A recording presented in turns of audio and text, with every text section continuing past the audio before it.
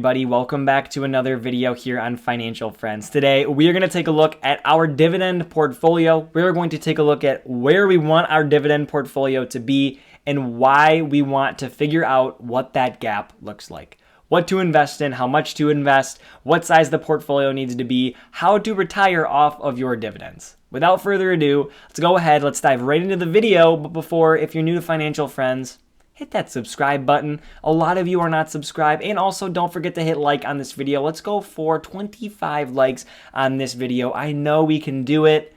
Let's get that friend group size to 1,000 before the end of this year, or 1,000 subscribers. Thank you much for your support. Let's go ahead and dive into the video. So, I have a $1,187 portfolio, and many of you are probably looking at the screen right now saying, why is this kid trying to figure out how much he needs to retire with? He should just stick to growing his portfolio. But the point of this video is the gap between now and retirement. And there needs to be some form of idea, some form of concept, some form of where your money should be placed so that you can go from now to retirement. So let's figure that out. I'm going to set my sights on a much more attainable goal before reaching for the moon and looking for the $50,000 a year that it takes to retire yearly, right? I'm going to need $50,000 coming in every single year from my dividends to be able to retire. But let's set our sights at that $100 a month mark first, or $1,200 a year.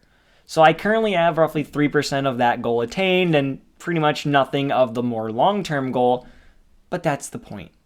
We have 3% of our first goal. It's our first goal, $1,200 a year. So what we're going to need to do is take our $1,200 a year, and we're going to need to divide that by the current yield of the portfolio, or 2.82%. So we're going to put that as a decimal, which is 0.0282, and we're going to divide that out and find that we need a $42,553 portfolio at 2.82% to be able to have $1,200 a year. Great. Now, what does that mean for us? Well, that means we should probably be investing in a little bit higher of a yield portfolio so we can achieve that faster. So let's go ahead and take the exact same $1,200 and divide that by a higher yield. Let's say we put a ton more money into SCHD, which really is the goal in the portfolio. We're looking to have a higher weight in that ETF. That's sitting at about 3.78%. So let's pretend we capture most of that yield, but we still have some of that yield being made up from Apple, John Deere, FISROX, some lower dividend yields. Let's go ahead and throw out 3.5%. So add that zero in there, 3.5, that's going to give us $34,285, which seems a little bit more attainable than a larger number, but we're still going to have to work for that. We're just now building at $1,187. So let's pretend that we stick with our current investment strategy, which is roughly $780 a year or $15 a week. This is going to take us, of course, with no compounding, no dividend reinvestment, none of that, just straight line. It's going to take us 43, let's round up because that 0.9 to 44 years. Quite simply, unattainable, right? We could do it, but we're only going to have $100 coming in every single month, and we're going to be 63 years old. It just doesn't seem realistic. So let's take our same $34,000 number. I'm going to round down a little bit, bear with me.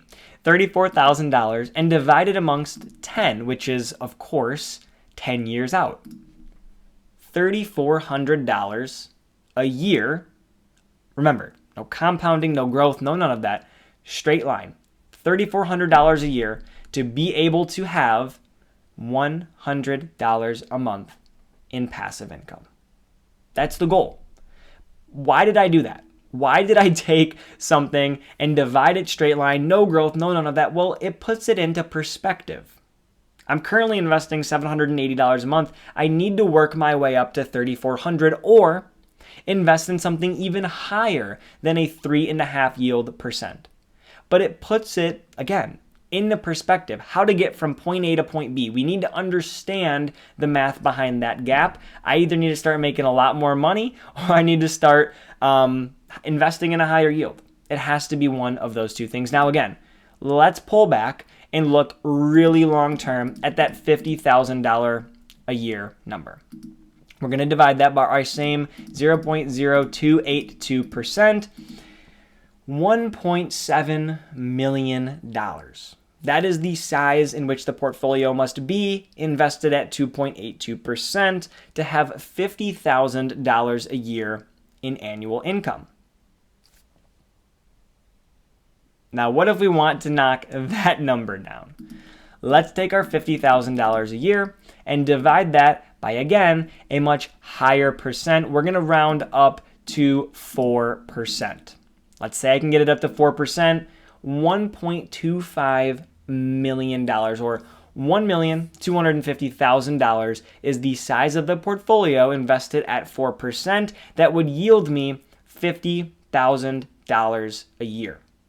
Now that number seems very attainable, and that number seems like something that I actually want to work for. So let's go ahead and divide this amongst 30 years, which is, I'm hoping by the age 50 is something that I could do. $41,666 a year is what we would need to invest over the course of 30 years. Remember, straight line, no growth, no dividend reinvestment, no compounding, none of that. $41,666 a year to attain $50,000 a year in passive income, doing absolutely nothing. Again, the purpose of this video, to give you some perspective, to give you an idea of what type of math you need to do to get from point A to point B. Now, you could get really advanced with this. You could plug something in like here in the calculator section of the dividend tracker, the future value. You could go ahead and take our $1,187 portfolio. Remember, we said we're investing $15 a week, so that's going to be $30 every 2 weeks or $60 every single month. We could then tack on a let's round this up to 3% dividend yield with a 2% growth rate over the next 30 years. We're going to round this number down to 8% annual share growth. We have some other options like reinvestments, which of course we want to do, quarterly reinvestments, a dividend tax rate, and we're going to cap out at a 5% yield. It shows us all of our growth, and it shows us up to $8,626 of annual dividends in 2051, or roughly 30 years out.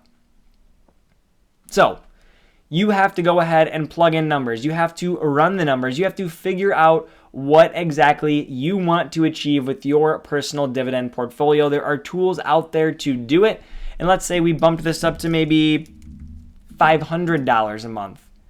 We could be earning $61,000 a year in 2051 if we're able to continue to contribute to this portfolio more often, and of course receiving 8% annual share growth. So, point being here, there are numerous different ways to run the numbers, numerous different ways that you can take a look at your own personal portfolio and figure out what is best for you. Whether that's investing more money or whether that is finding some higher yielding stocks, you can achieve your goals, but you have to set your eyes on them, set a goal, and figure out how to get there.